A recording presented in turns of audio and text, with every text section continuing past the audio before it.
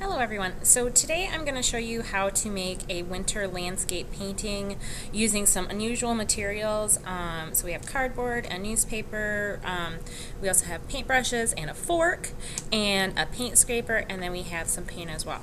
So you could make anything into a painting surface really, as long as if it will hold up to the water and the paint.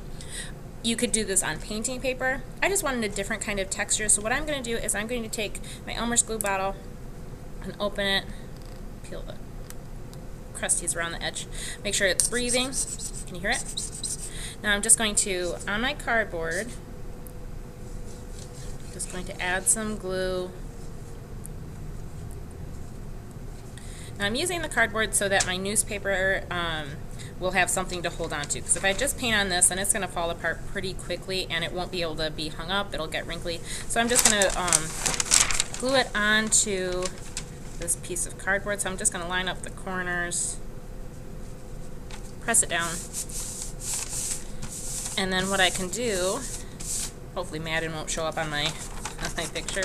What I'm going to do now is I'm going to flip the cardboard over, and then I'm just going to trim off the extra newspaper, and then I will put the extra newspaper back into the newspaper recycle bin. Now this works so I can have some interesting textures and layers to my landscape, just to make it a little bit more interesting. So now what I'm going to do is I'm going to show you my palette. So I really thought about the colors that I would use in my painting. I wanted it to be a winter landscape, so I thought blues and purples, a little bit of black, some white, and then brown as well. I might get a little bit of red in a minute so that I can add maybe like some cardinal in the tree that I'm going to make. So I'm going to start by making the sky. So what I want to do is I'm going to scoop some of the white paint into the middle. This is going to be like my mixing center. I'm going to scoop some of my white paint there, and some of my blue, and then maybe even some of my purple into that to get kind of a sky kind of color. You can also blend your paint on your paper, so you don't have to actually blend on your palette.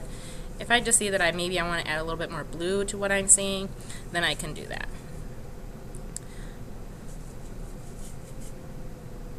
This might take a little while. Just be patient. Don't rush through it. Try to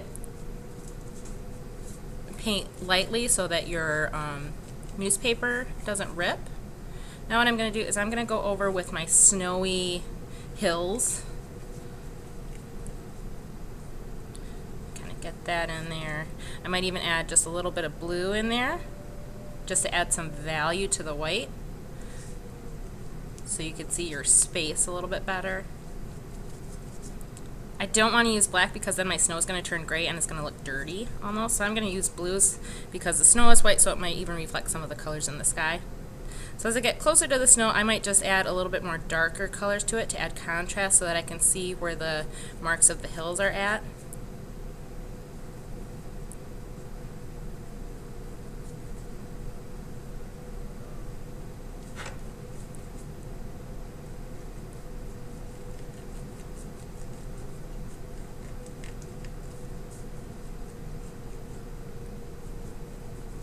There we go. So that looks pretty good. So now what I'm going to do is I'm going to see what happens with a fork. I'm going to scrape it. It's a little bit hard to see on the newspaper. I'm going to zoom in a little bit for you there. So you can really see the texture of the lines that are coming through, and then you can see the words and stuff from the newspaper down below. Now what I'm going to do, you could use some cardboard or the ends of one of your paint scrapers. What I'm going to do is I'm going to make a tree. So right now what I'm doing is I'm mixing my brown and my black paints in my mixing part of my palette just to get kind of a darker color. What I'm going to do is I'm going to dunk the end of my paint scraper or whatever it is that I have, or I could even paint on the top of it. It's a little bit hard to do it with my palette. I also have some lid trays in the painting studio for you to use, or I can just stamp it for branches of a tree.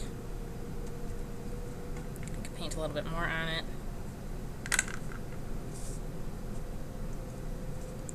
Maybe I want to paint the shorter end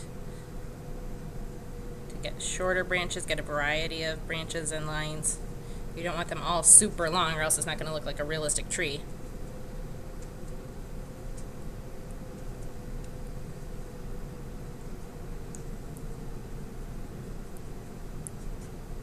Make sure you wash your materials when you finish so the next person that uses the paint scraper doesn't get a handful of brown paint on you. Now what I can do is I can use the end of my paintbrush and I can dip it in my white paint, and then I can just add these little white snow shapes coming down from the sky, and then that will give it a little bit more space too, with your snow kind of in the foreground. Now another thing you could do if you wanted to is you could take the end of your paintbrush and with like some white paint or with some red paint or whatever color you want to make a bird in the tree. I'll just use purple since that's what I have in my palette. So I could put like a little purple dot right there and do a little bit smaller one right there, and then add just a little bit of a tail where I could kind of glide the dot along, and then it looks like I have this little purple bird in a tree. If I had it on my palette, I would use red just to make it contrast away from the background so that it would stick out and be this big, bold red bird in this winter tree. So that's just an example of what is possible using just unique materials and using them in unique ways.